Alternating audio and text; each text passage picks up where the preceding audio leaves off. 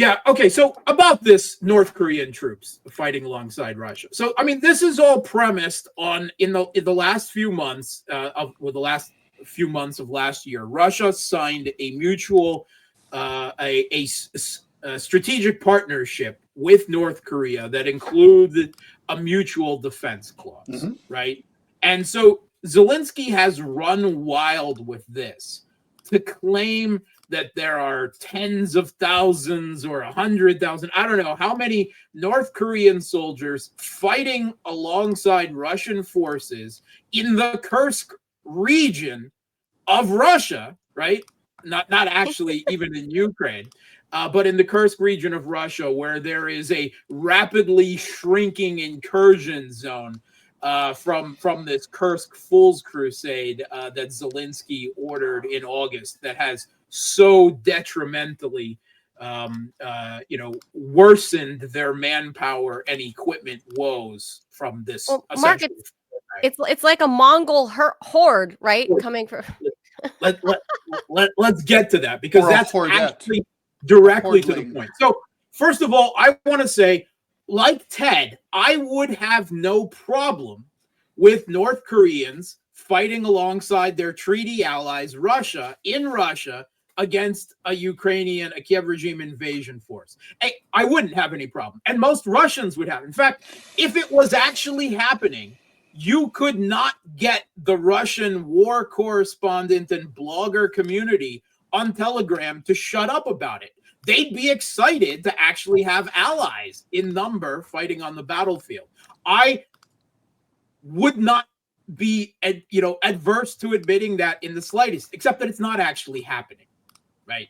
There are North Koreans in Russia. There are actually North Korean military in Russia, because they are conducting training with Russian forces. They're going to Russian military academies.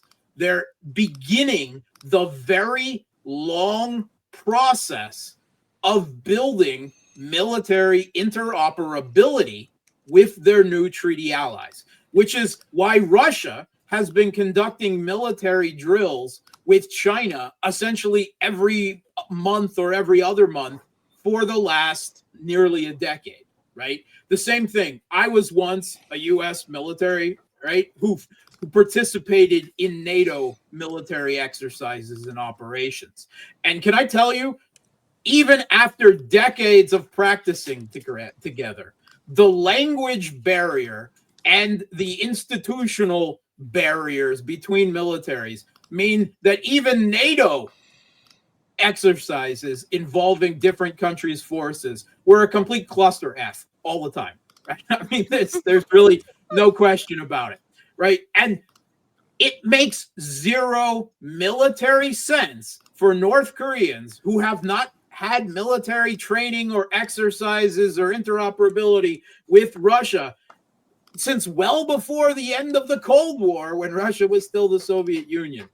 I'm 100% certain that there are no Russian or North Korean forces actively involved in the special military operation. And what if there were? I mean, what is if there were?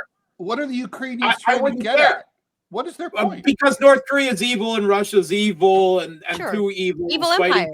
Axis. And new axis of evil. This is an argument for Zelensky to claim more support. And what he's really fighting for now is direct NATO troops on the ground. Right. We're fighting the North Koreans. You have to send NATO troops to help us, right? That is the whole narrative. And it's worked, because here, right, we were told in the just the last couple of months of 2024 that Biden had authorized the use of, right? It's really Americans firing long-range missiles into Russia, right? But these ATACMS missiles, but the Ukrainian use of these missiles, because the New York Times told us at the time, because of North Korean troops fighting alongside Russia.